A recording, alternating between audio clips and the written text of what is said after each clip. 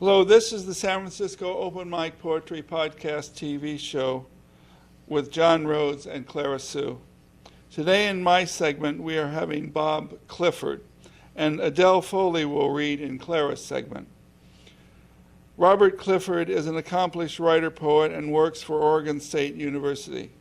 In addition, Clifford has a forthcoming book of poems, or possibly already out, I'm not positive, but the book of poems is called Going Home, Hollow Dreams Being Home. Shortly, I will ask Robert a brief question about himself. Clara will go into more detail with Adele in her segment. And now that short question, I was going to ask you just some sort of signature idea about you, and you had mentioned that the idea of the accidental poet. Could you elaborate on that? Yes, I took a creative writing class at Framingham State College under Alan Feldman. It was a required class, and he said you had to write a poem. Right? And so I wrote this poem, turned in the assignment, and he called me to his office. And he said, "Who are you?" and that's where it began. Okay. And then I did it from 1973 until 1982. No, the idea is that you consider yourself an accidental poet, or Yeah. Okay. Yeah. So we'll thank you for that tidbit, and now we'll fade from this shot, and you can read your poetry. Okay, thank you. Thank you. And thank you for having me. Sure. Yeah.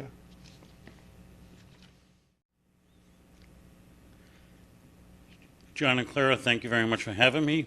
The first poem is Going Home. Mother is still dead on the porch couch. The house the governor's father sold, enriched again. Our life on a forced march. 4 times as numbers disappear. What did my alive mother think? What did my dead father think? What did my alive father think? Mother is still dead on the couch. Her eyes open, curled straight up. No teeth, no live mother, no picture of mother. This next poem is Night Passages. The night passage of youth, when the eyes are not opened by you. Across the street, the old lady waits for one more of something. While the dog wants to go for a walk, crawling inside, again inside, the lights do not come on. While your feet shuffle on the floor, inside and out, the black sky of your ceiling collapses.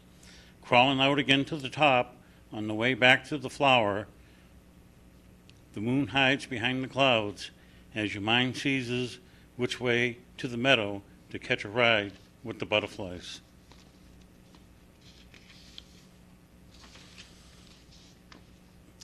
The High Street School on top of the hill above St. Michael's, when it was alive, processed good little boys and girls from homes that had pictures of John F. Kennedy, Pope John XXIII. The odd ones had Richard Nixon. The odd ones sat in front with answers and smiles. The ones who had a sense of humor sat in the back of the sacred first 2 rows, not asked for answers like the boards that now cover the windows of the school. They could not process more than 2 rows of answers and smiles. The birds chirp a song over my mother's grave early in the morning after the saloon closed. My father, who I have spent more time with while dead than alive, lies to the right. The birds do not chirp that far. My stance is crooked, the leaves damp, orange sunrise, sailor's delight. My father was a sailor, most of the time on his ass in a poker game. My mother knows she is buried beside the old man. The old man does not know where he is buried. And this is my football poem, even though I never played. The boulders of muscle on young boys who leave mother's apron strings in front of 100,000 savages whose bodies will never be as beautiful to break. The boulders of boys move sweetly forward, sideways, up, down, across, picking a number to crucify because they cannot hit their fathers while the fathers cry in dark barroom corners, mothers pray. The young warriors searches for a chief who will never meet him.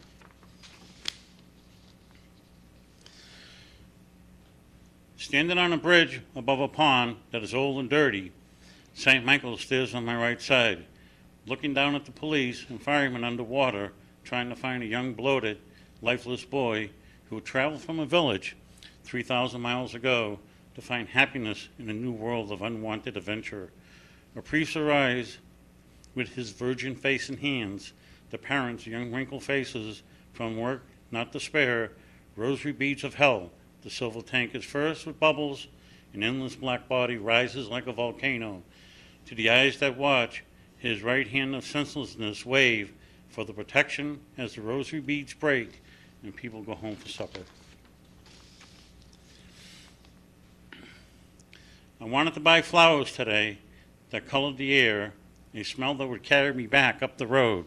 I want to say that you bought them for me while my pores sweat against the picture of my mind, dripping down my face through the cavity of my chest to the center of the magic well, that endless magic well, praying for your soul to unshackle and leap.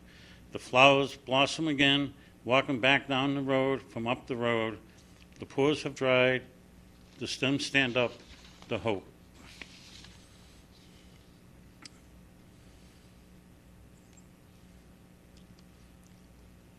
Down the road in a valley from heaven, a small town with rocking chairs sit idle. Fireplaces burn slow. Old man remembers World War I.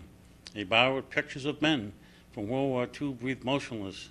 A cold beer is poured, a pop inhaled, a cop laying cards, a chair full of gentlemen. Further down the road, a woman sits in the kitchen with the Virgin Mary beside her pictured son. With a cold cup of coffee, she looks out into a converted hayfield laced with fog. My passion grows every day for you. Shadows cover the sun. My passion grows every day for you. Shadows cover the sun. Stepping over the road of cracks from the map that left us benign. Crawling out of the womb backwards into life. Ascension to civilization. A thoughtful thought. The snakes have grabbed the leftovers. Passion of your soul. When the lights come on, you are not there.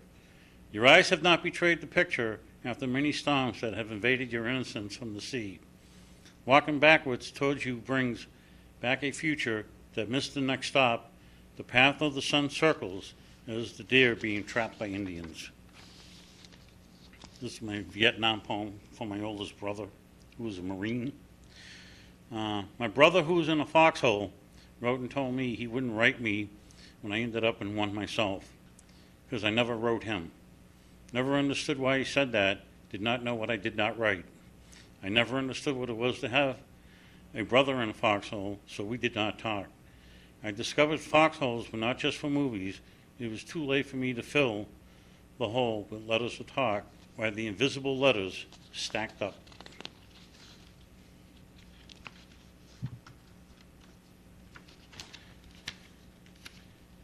Trying to get there. Okay. Lonely as the night you first slept without being rocked, lonely as the dreams you have imagined. In the center of hollowness, trapped, nowhere to go but in further, circling in, winding out, the reel is stuck. Helpless as a fish, gasping for what little air, for what little life and dreams it has until the unknown. It wants out, you want out. Nowhere to go once again. Funny, isn't it? We're all sure at one time, weren't we, of going up sooner or later. The fish is still gasping, still, not to go up or down, just hoping to feel the open stream. And this is the last one, going with the theme of going home and being home. My mother turned her head as she said what happened. The voice was strange and far away. I heard my mother's tears for the first time, hearing a dog of love cry for the first time. The old man had died, someone she had not seen but heard for 11 years or so. A brother at Paris Island, a brother at Lackland, a brother at the Abbey. My mother snapped a Polaroid for them. And thank you very much for having me.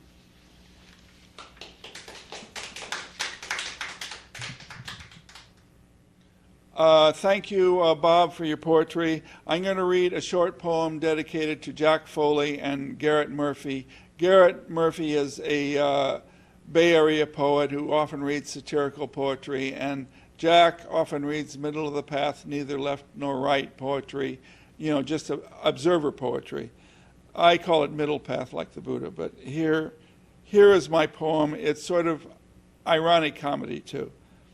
If I was Irish Catholic or a lost child's dream, who tolls the bell for the confused young and the lost child's soul? His personal troll? Jesus paid the price for the cross, we all know, but I still wonder if Woody Allen ever paid the price. Christmas is expensive. Big rail ties cost a lot of money. Can't pay for the cross with candy money. Did Eli Whitney come heart to heart and save children, slaves, from having to pick cotton?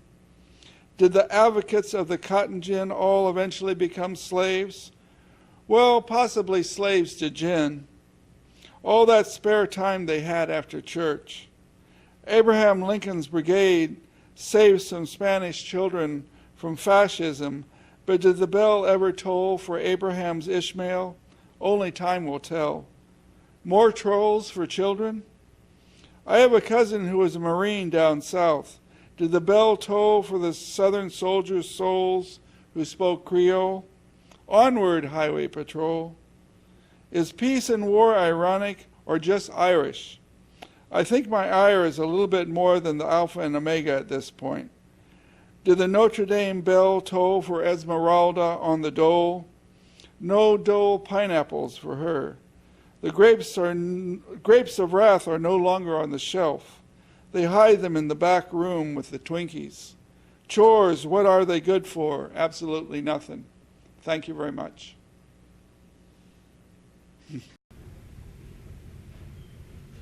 Hi, this is Clara Sue co-hosting with John Rhodes for the San Francisco Open Mic Poetry Podcast TV show. And today I have Adele Foley as my guest. Hello, Adele. Hi, Clara, and thanks for having me on your show. Thank you for coming. Adele, you are a haiku artist. And can you tell us a little bit about what haiku is? Haiku is a traditional Japanese form. It traditionally has 5 syllables in the first line, then 7, and then 5 again. Wonderful. Now, you've been writing for a long time, and I've been writing haiku since 1989.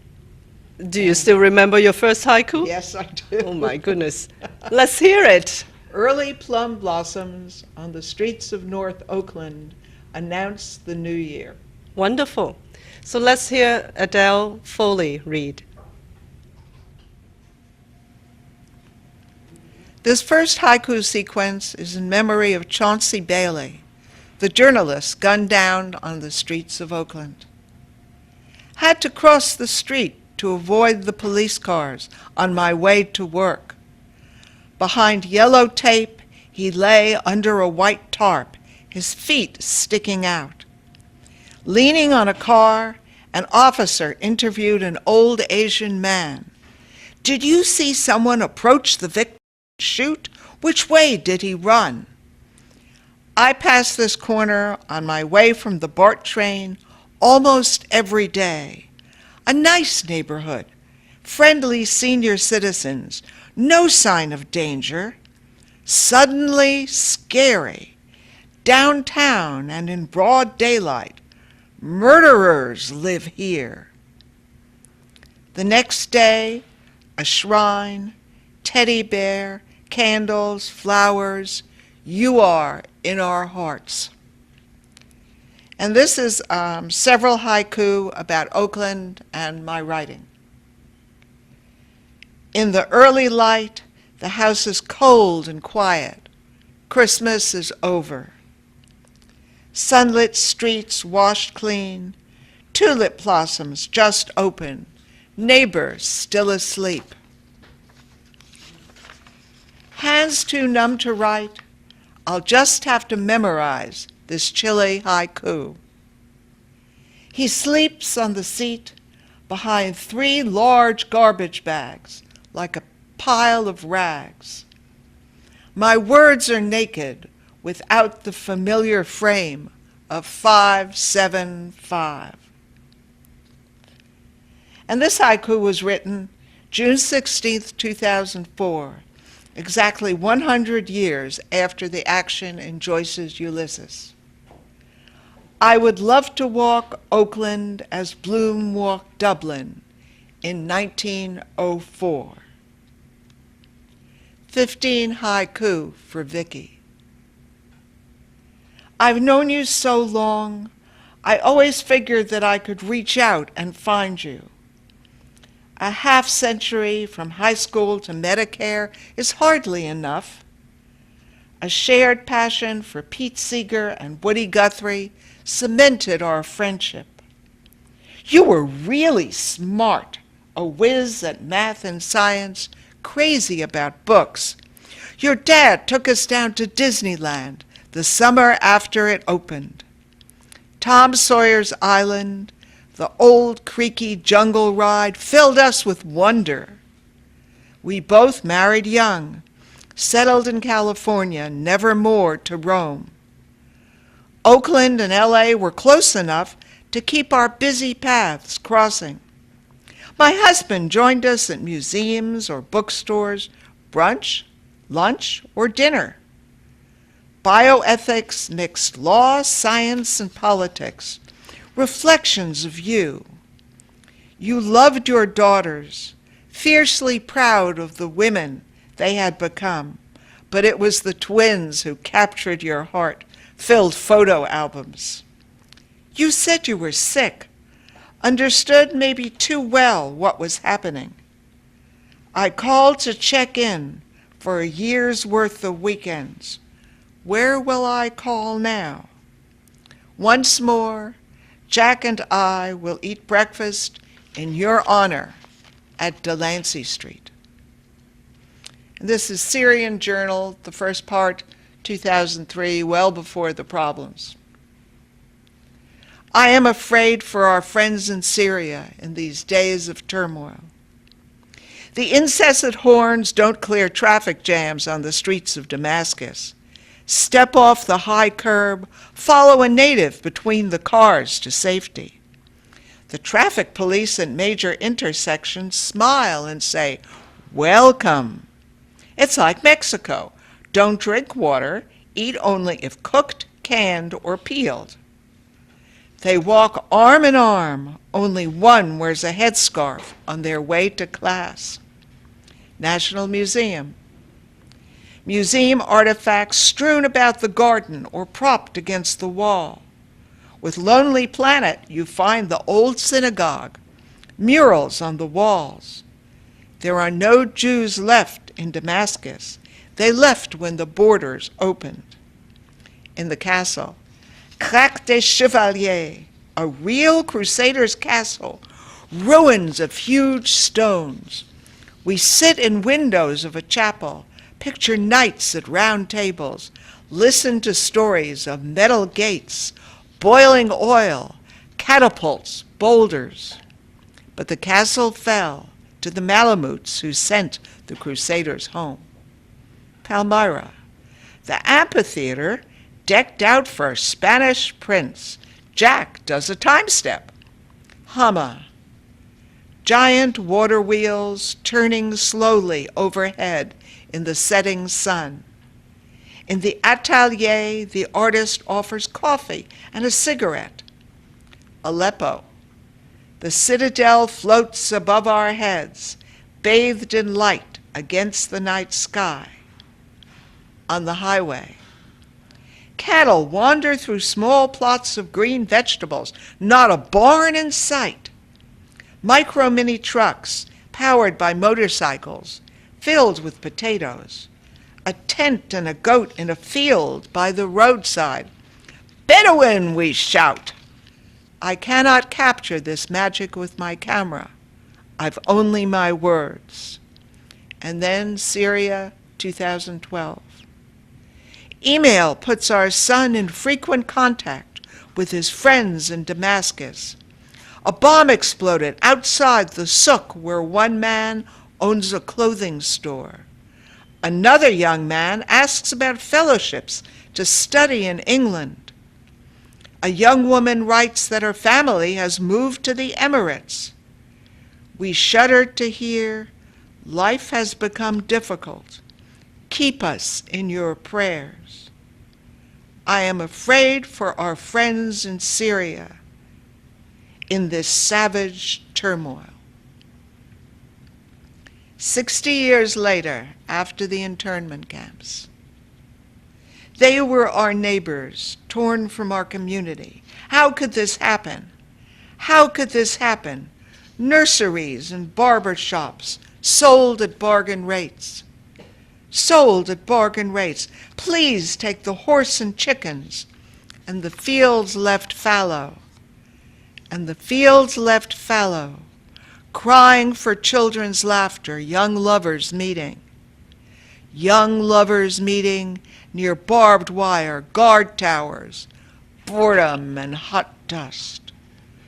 Boredom and hot dust, faded memories. At last, soft voices speaking. Soft voices speaking to those who did not witness. Utter disbelief. Utter disbelief. It will not happen this time.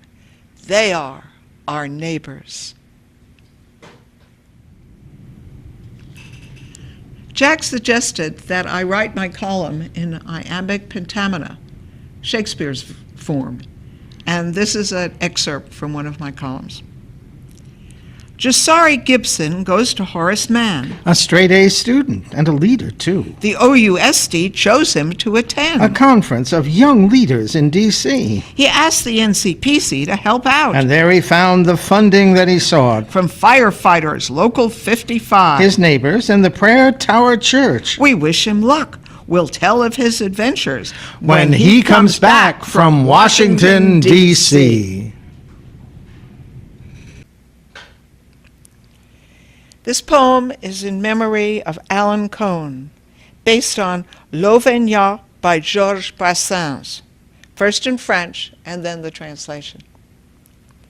Toi, gentilhomme, car tu es mort, quand le croque-mort t'emporte, qu'il te conduise dans les nuages d'un autre âge.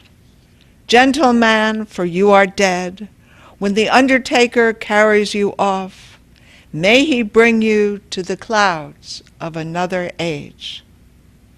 And finally, learning to shave for our son Sean, father teaching son, the haiku that gave the name to my book. A nick on the jaw, the razor's edge of manhood along the bloodline.